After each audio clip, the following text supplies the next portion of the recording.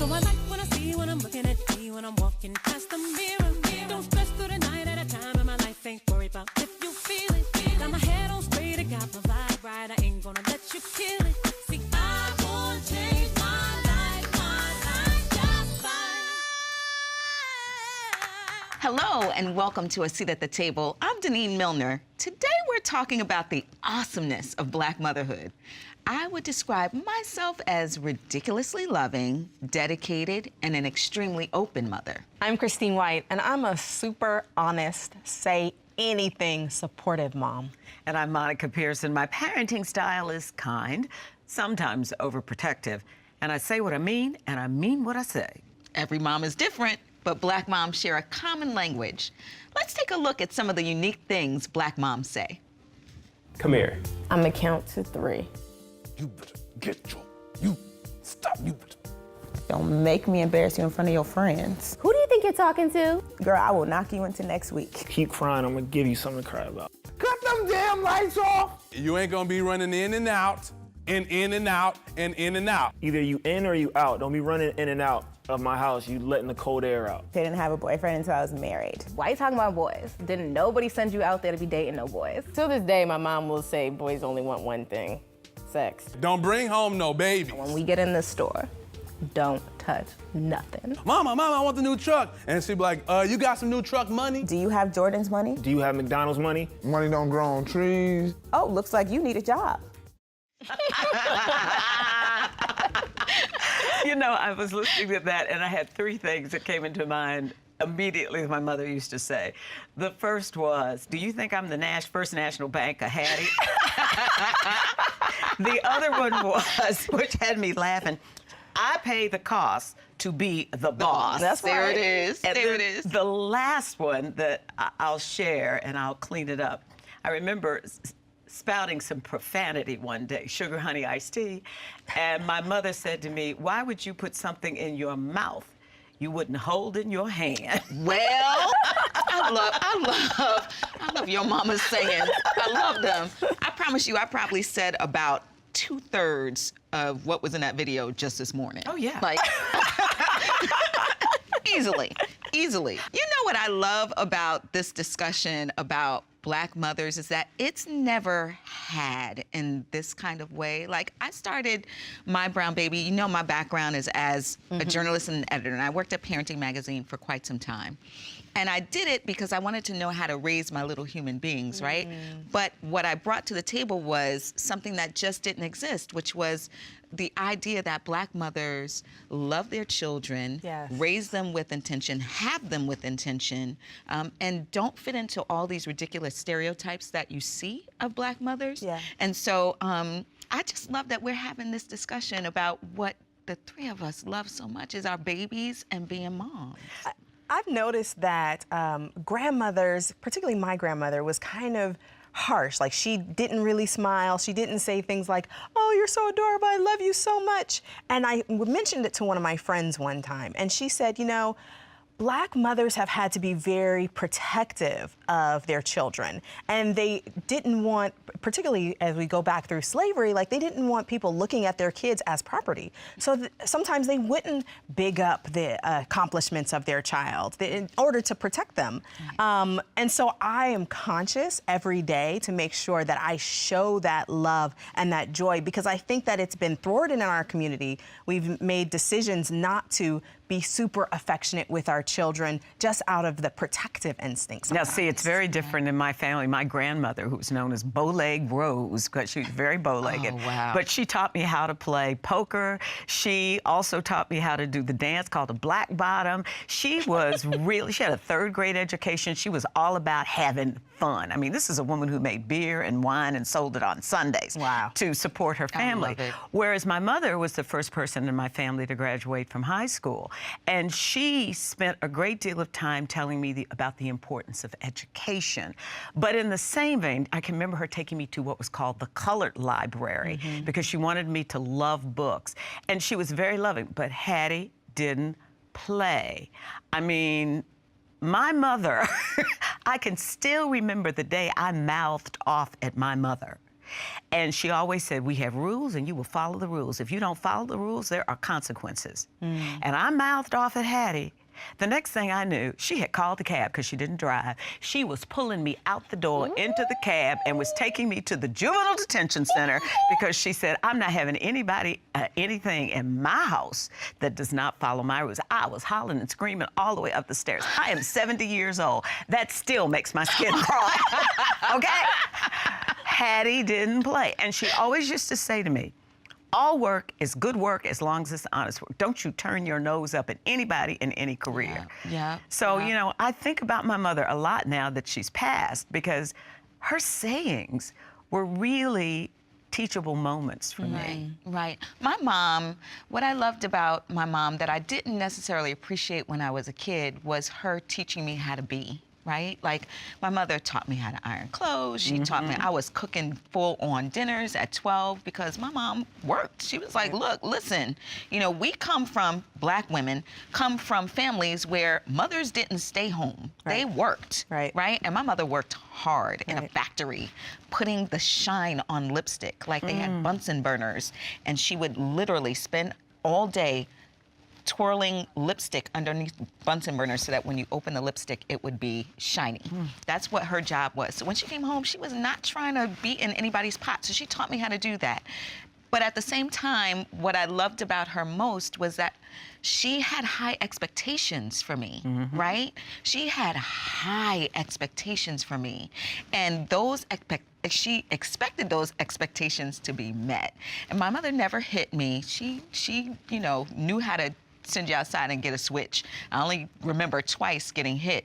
But she had these expectations, and because she was such a loving, beautiful, I'm gonna teach you how to be woman to me, mother to me, I just didn't want to disappoint her. Everything that I did was about making sure that when I went home on Sunday morning, not when I went home, but on Sunday morning, when we walked down the church aisle, that she was holding my hand like, my baby got an A. Right. Give my baby some mints. She went ahead and she killed that drama, you know, play the other day. And my baby's the vice president of the school government association. Like, she was always proud of me, and it made me want to work harder to make her proud. Yeah, I think that the thing that really has bonded Karma and I together is that I've always been incredibly honest. I've never really had to discipline her. Instead of hiding my emotions or hiding my disappointment, it's dead in her face. And we're so close that if I'm sad or disappointed, she's sad. So if she knows that she's done something that, or could potentially do something that would hurt me in any way, she avoids it. And if she does it without knowing, the sorrow on her face is enough. Like, I don't have to punish her. All I have to do is really explain to her, like, what could have gone wrong, or what the risks were.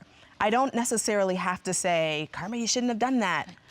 Or even put her on, I've never put Karma on punishment. When she was a little girl, I've never, ever.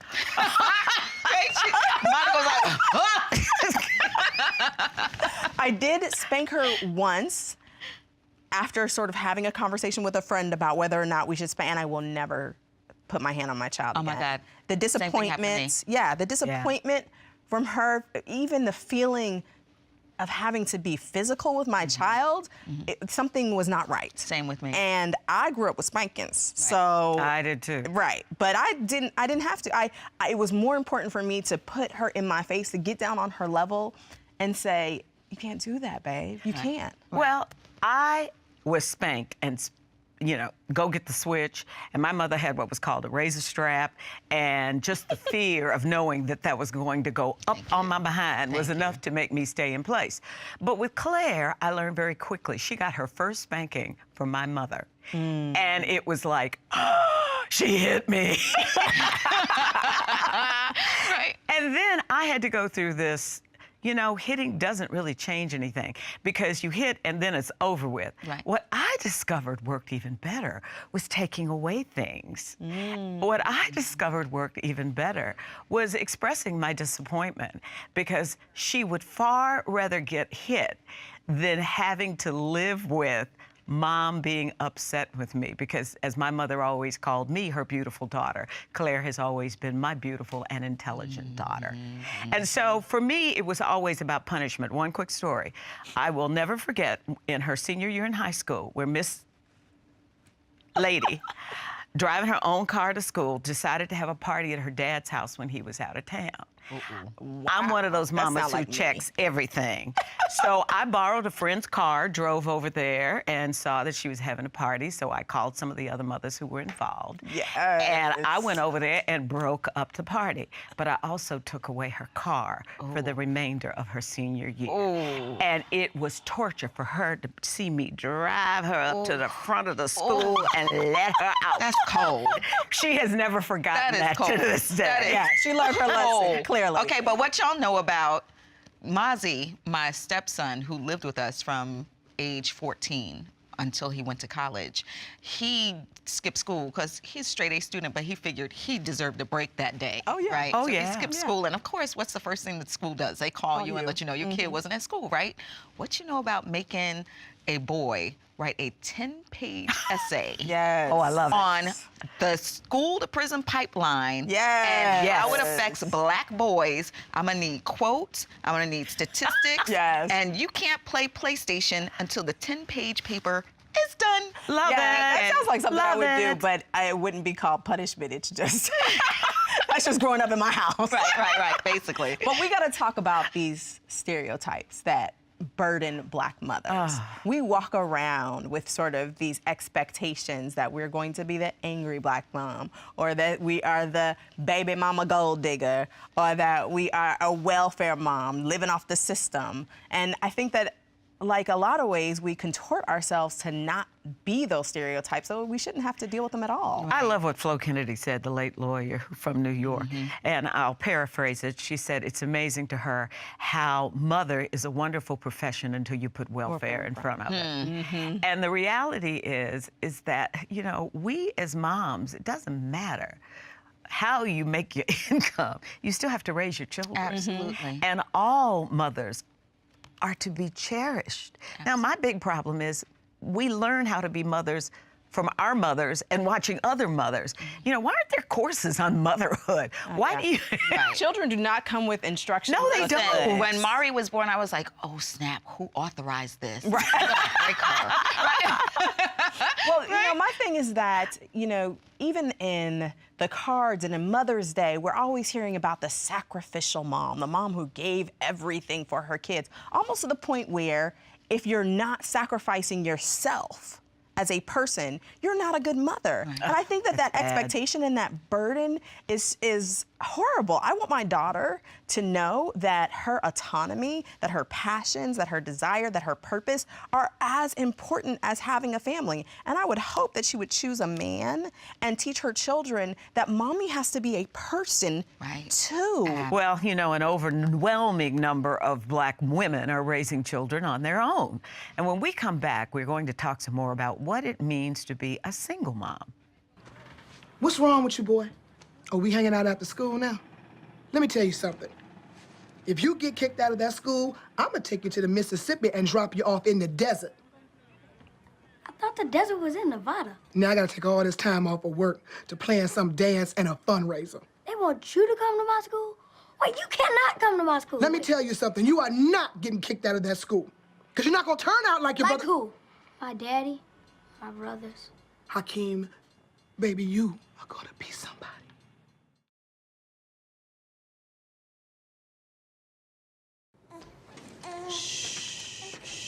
Can I ask you something? If you about to ask me to be your maid, I'm gonna slap the hell out of you like Oprah did that little white lady in the color purple. How do you do it? How do you be a single mother? Lord, yes. Welcome back to A Seat at the Table. Being a mother is hard enough. Being a Black mother is even harder. And then doing it on your own is nearly impossible. For a staggering number of Black women, being a single mom is a reality. Take a look.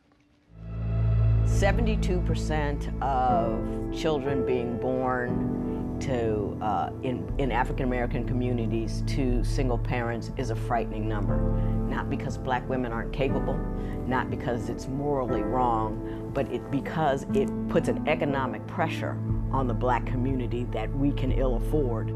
I think it's very important that we understand the history and, in many ways, the evolution as to the single-parent home in the African-American community. It goes back to pre-slavery days. I'm glad that he said that, because I am so sick of hearing single motherhood as if it's some sort of personality defect. I mean, this is something that has happened in our community over centuries and generations, and I actually think that we've ignored the fact that in historic cultures, women came together to take care of children. So, and still do. And still do. Right. But I think that the piece we miss is that that is really what's required. And it's great to have a man, but having a village, as they say, really is what helps raise that child. For me, when we talk about motherhood and that village that Marian Wright Edelman always talks about, it is, we've lost some of it. Now, the three of us are very blessed that we have that. My friend LaRonda in California calls Claire all the time, and they have great conversations. But think about our units. There are some people who don't have those units. Exactly. And how do we build that? How do we go into a public housing project and make sure that the girls there are receiving the mothering that we receive? It has to be by example. But what if the mother doesn't know how? No, when it has she's to be 17, the 18, 19, and 20. has to be an example. My mother was an alcoholic, so I did not even know having a child being pregnant was terrifying for me, because I did not have the typical maternal, like, doting mother. I didn't know what a healthy mother-daughter relationship was supposed to look like. And it wasn't until I was out of high school and college working for a good friend of mine, Joy, and she had a baby named Keepsiah, and I helped babysit Keepsiah right out of high school. And when I saw this mother and this daughter together, it reframed the way I saw motherhood. And so we have to be examples for each other. And once I had Karma, Joy would call me like every week just to make sure that I was mentally okay, because some of the support that mothers need, even though it's taxing from a labor perspective, like there's a lot to do as a mom, but it's also taxing emotionally. And I think one of the things that we miss in this whole conversation about single mothers is that mothers need and deserve emotional and psychological support. Right, absolutely. Listen, it's time to have the talk. You know, the dreaded conversation between parents and their children about drinking and drugs and, of course, sex. Where do you even begin? TV mom Bo Johnson handles it like this on a recent episode of Grownish. Are you serious about this Cash guy? I mean... I'm in love with him. Oh my God. Oh my God. My God. This is your first love, sweetheart. Oh my God. Oh. Have you... Yes. Wow. Wow. Are you mad? No! No! No, I don't want to think about it. But, sweet, did you use protection? Yes, of course. Yes, very good. Nicely done, honey. That is so me. I am so the awkward mom. Me too. I am awkward I'm not. and weird, and I mean, I get it out. Now, we talk about it. We say words that people probably wouldn't want you to say in front of children, but we talk about it. And one of the things I have to say, Karma's dad told me to read a book called Girls and Sex. And so we just got the audiobook and listened to it when we riding down the street. And when I tell you that book is Explicit. It is. But we talk about all this, and I squirm, and I am weird, okay? And Karma squirms, and it is weird. But we talk about it all. And one of the biggest things that we talk about is that you do not do something just for somebody else's pleasure. Thank you. Just Thank because you. they expect it. I want my daughter to know that sex is supposed to be pleasurable for her. She's not here to do a job. Right. Thank you. And that's one of the things that, you know, this generation is missing. They really are. Because they're getting all their cues from porn that they're watching Child. on their phone. Like, Yes. Porn is not real sex. Right. Right. It is not. and that's something that's a conversation that needs to be had. Exactly. Oh, girl, let me tell you about the conversations I had with Mari before she went away To college. How about I got her drunk before Yes, she went to ma'am. college? Yes, ma'am. Absolutely. Me and my girlfriends, the village, all came together, and we made 3 different drinks. One with tequila, one with bourbon, goodness. and one with rum. Which one do you like, baby? You like the one with the tequila? Okay, drink that. You finished? Let's do shots. You finished? Let's do another shot. How does that feel? And I wasn't getting her drunk for fun. Right. I was getting her drunk so that she understood what her tipping point was. Yes. Because when you go to college, what's the first doggone thing you do the night you get there? You are over there drinking some Kappa Punch, letting somebody hand you some things that you should not be drinking. And I didn't want that to be her first experience. Absolutely. I wanted her to understand, me and my girlfriends wanted her to understand, did it come after the first drink? Right. Did it come after the second shot? How do you feel when you stand up? Right. How do you feel? Now we're gonna we actually walked her around the Good. block so that she could feel how different her body felt once she had that liquor sort of coursing through her body. She appreciated that. Yes. That is Now, you know, of great. course, But when she then you comes- have to, but you got to remind her, you don't leave your drink open. You don't come Absolutely. back Oh, to that's a that drink. conversation we've been And having I mean, since 9th grade. But Yes. to me, and you just said what I was going to make, the point I make. You start those conversations Absolutely. when Yes. they are little, Absolutely. Yes. because by the time they hit the teen years, it's too late to be talking Oh, about I that have kind those of stuff. conversations in the car with Absolutely. all her girlfriends. Yes. Y'all don't Yeah. go to the bathroom alone. Oh, you yes. don't leave each other. If she seems off, you gather the troops. Like Thank you you. have to learn how to take care of each other from the very beginning. I didn't drink in college, but I was the only Really? sober one. How'd you pull that off? Listen, child, I didn't was- drink either and It's didn't a do whole drugs. long I was stuff. a My straight mother was a alcoholic in college. No, my mother. I would have to I'm pick sorry, my mother Desi. up off the ground and put her in bed. So I knew Wow. what alcoholism was. Like there was no question in my mind. I Okay. tried to not drink for a very long time. Then I kind of, had to figure it out. But Right. in college, I didn't drink. So I was, for a lot of the times, I was the only sober one.